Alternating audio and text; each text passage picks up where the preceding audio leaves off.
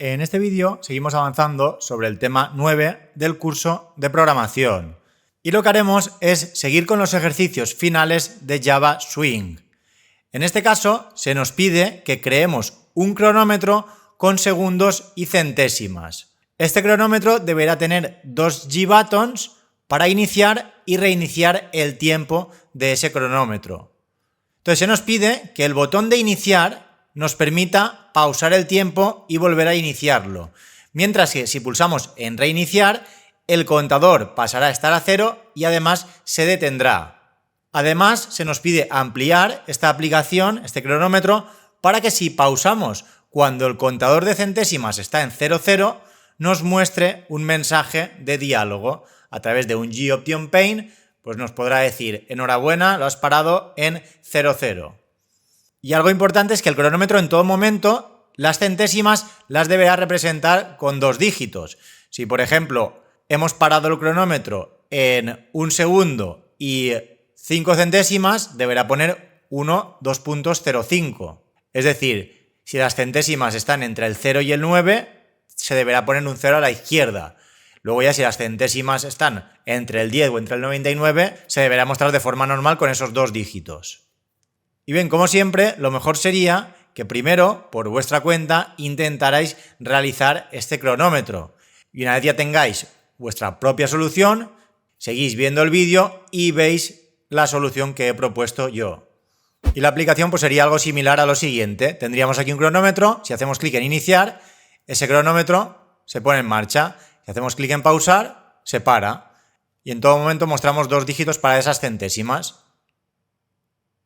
Si hacemos clic en reiniciar, se pone todo a 00. Incluso si hacemos clic en iniciar y sin pausar hacemos clic en reiniciar, se parará y se pondrá todo a 0.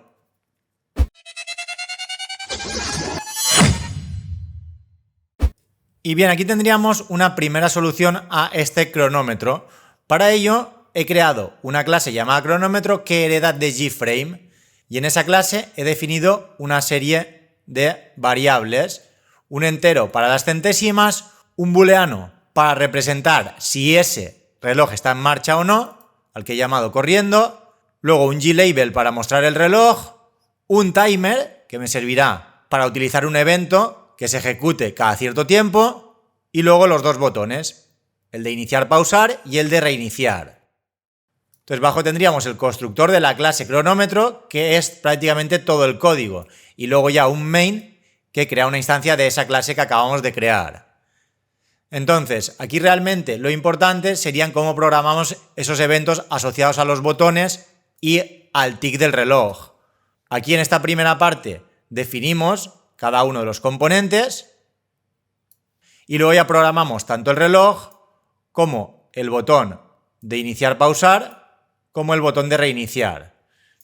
Y finalmente, como siempre, establecemos la visibilidad y el cierre. Entonces empecemos por la parte superior, donde definiremos los valores de inicio. Las centésimas las pondremos a 0 y el booleano corriendo lo ponemos a false. En principio, esto representa que el reloj está parado, no está corriendo. A continuación configuramos el GFrame, le establecemos el título, establecemos el tipo de Layout Manager, en este caso Flow Layout, y además utilizamos estos dos atributos A20 para separar los componentes tanto en el eje horizontal como en el eje vertical en 20 unidades. Esto hará pues que los botones y el glabel estén un poco más separados. Y finalmente establecemos el tamaño del GFrame a 400 de ancho por 200 de alto.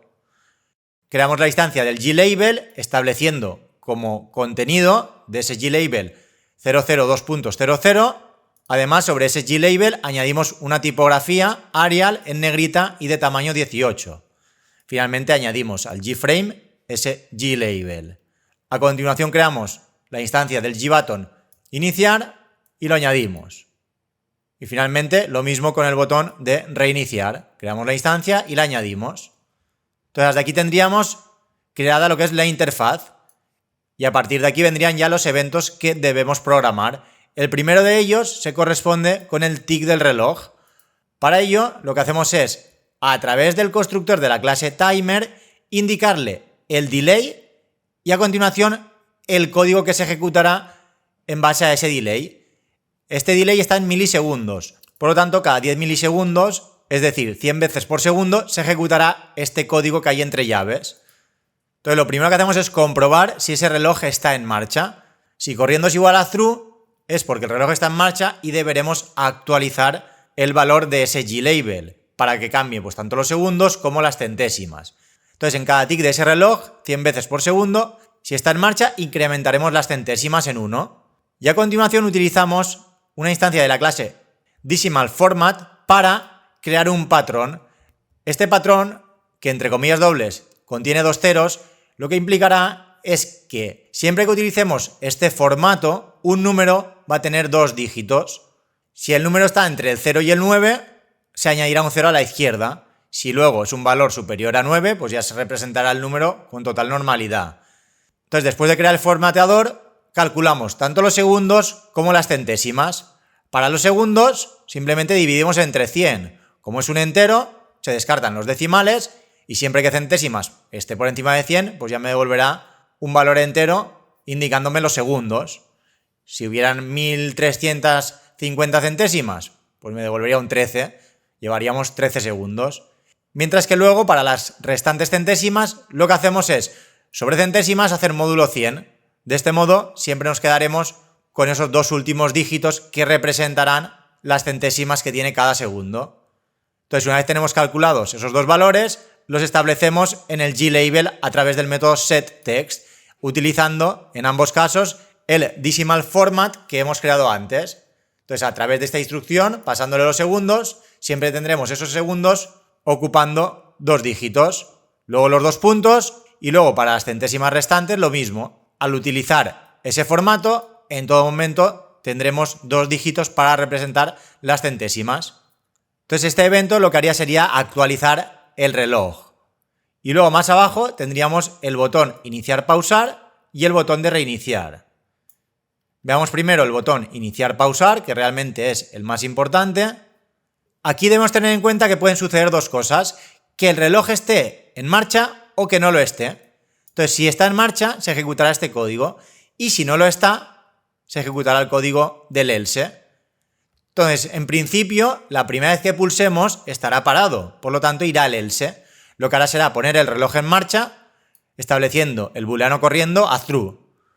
A continuación, se modificará el texto del botón iniciar-pausar. En principio ponía iniciar, pero cuando hagamos clic y se inicie ese reloj, luego ya pasará a poner pausar. Y además, iniciaremos el reloj. Ese reloj en principio está parado y hasta que no invocamos al método start no se inicia. Entonces, ¿qué sucederá? Que a partir de ahora, el tick del reloj, como corriendo está true, irá actualizando el valor de los segundos y de las centésimas. Y si volvemos a pulsar en el botón iniciar-pausar, como ahora corriendo está true, se ejecutará la parte del if. Entonces, cuando esté corriendo y hagamos clic en pausar, lo que haremos en primer lugar será poner el booleano a false. Luego modificar el texto del botón para que ya no ponga pausar, sino que ponga iniciar, porque en este caso estaremos pausándolo.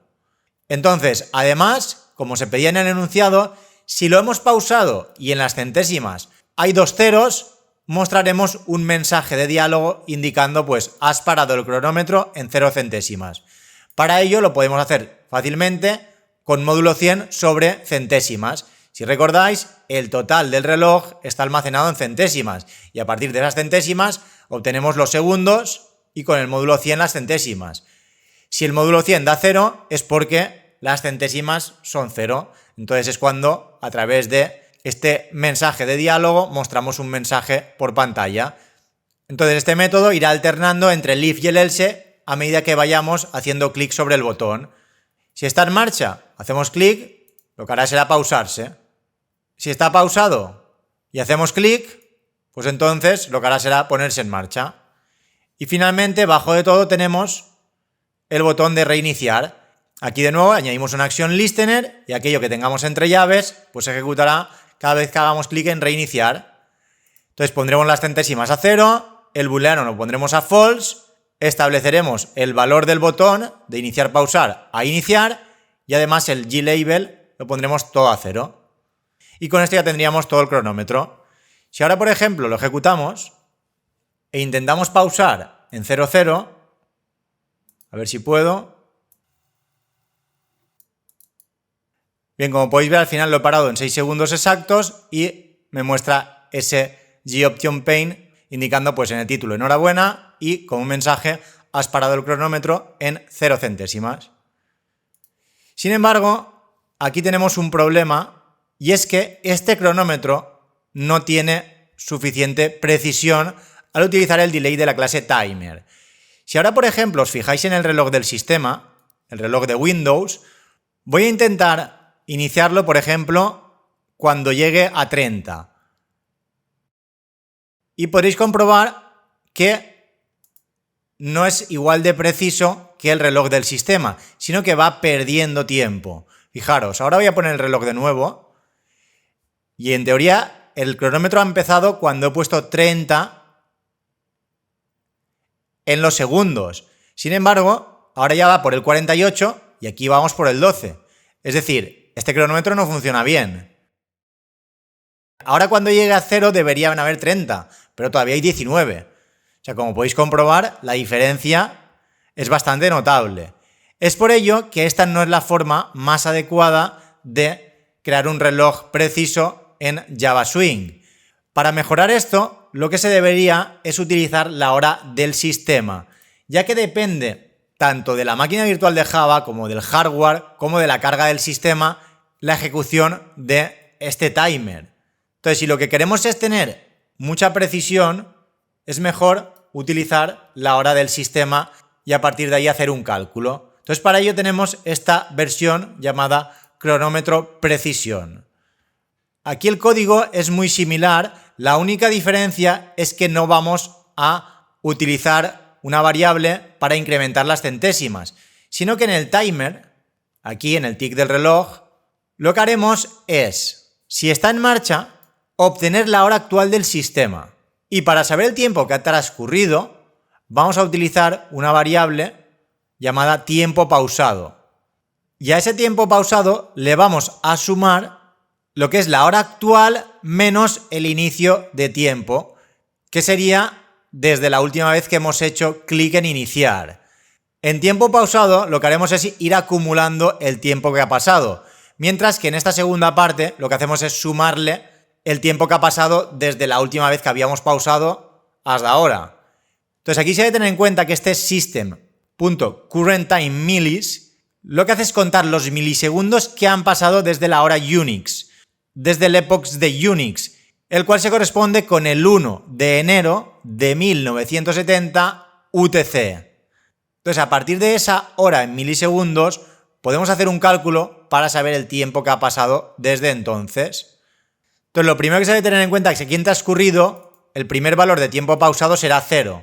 Esto lo podemos comprobar aquí arriba, que al principio inicio de tiempo y tiempo pausado es 0.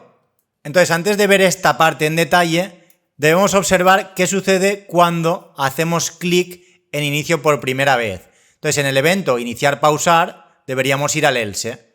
Entonces, la primera vez que hagamos clic en iniciar, en inicio tiempo se pondrá también la hora actual. Corriendo pasará hasta la true, en el botón pondrá pausar y el reloj se iniciará. Entonces, a partir de ahí, cada 10 milisegundos, este tick de reloj lo que hará es obtener la hora actual del sistema y guardarla en el long ahora. Esta hora estará en milisegundos. Entonces, a continuación en transcurrido, en principio, como no hemos pausado todavía, aquí habrá un 0. En ahora estará la hora actual y en inicio tiempo la hora cuando habíamos iniciado el reloj. Por lo tanto, con esa resta sabremos los segundos que han pasado desde que hemos iniciado el reloj hasta el tick actual. Entonces, a partir de esa diferencia en milisegundos, podemos obtener ya tanto segundos como centésimas. Entonces, aquí de nuevo utilizamos ese decimal format para mostrar en el glabel tanto los segundos como las centésimas. Entonces, con esto ya tendríamos el tick del reloj que se irá actualizando 100 veces por segundo, ya que en el timer hemos puesto 10 milisegundos, pues equivalen a 100 actualizaciones por segundo. La diferencia es que aquí en todo momento obtenemos la hora del sistema.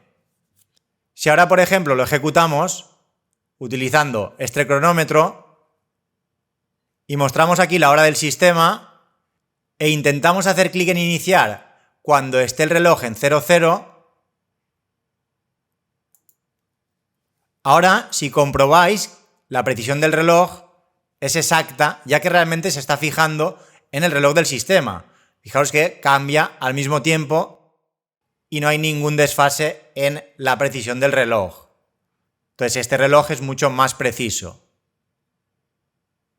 Sin embargo, aquí quedaría un detalle que se debe tener en cuenta, y es que si queremos que cuando las centésimas estén a 00 se muestre ese mensaje, deberíamos tener cuidado si lo comparamos con el valor de tiempo pausado, ya que este valor lo tenemos en milésimas. Y además, en este caso, no está actualizando el G-Label. Por lo tanto, habrá un desfase entre lo que es el cálculo que hagamos en tiempo pausado y lo que se mostrará en el reloj.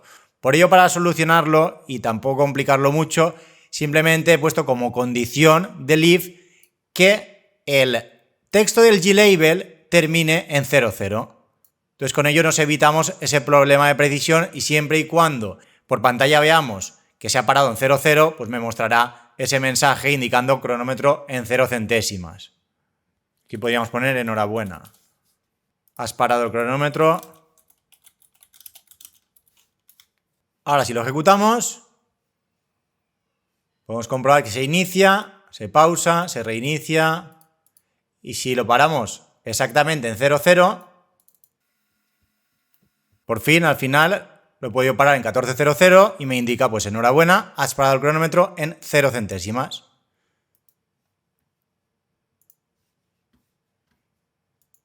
Y nada, a partir de aquí, este cronómetro y el reloj en general lo podríamos aplicar a todo tipo de ejercicios. De hecho, lo utilizaremos más adelante en una especie de juego de mecanografía para cronometrar el tiempo que se tarda en escribir una serie de caracteres y en base a ese tiempo y la precisión obtener una puntuación. Pero bueno, eso ya lo veremos más adelante.